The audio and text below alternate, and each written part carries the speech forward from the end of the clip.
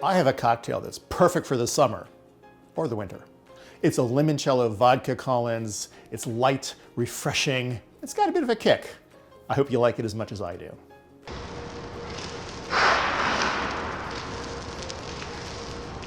Make a simple syrup by combining 2 parts of sugar to 1 part of water.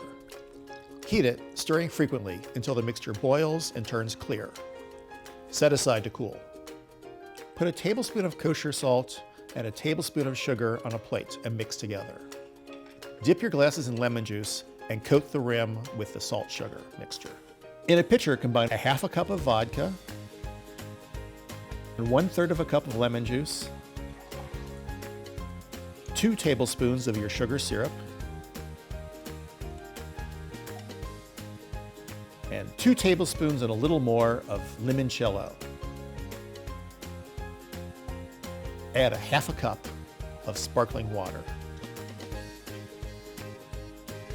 When you're ready to serve, pour the mixture into ice-filled glasses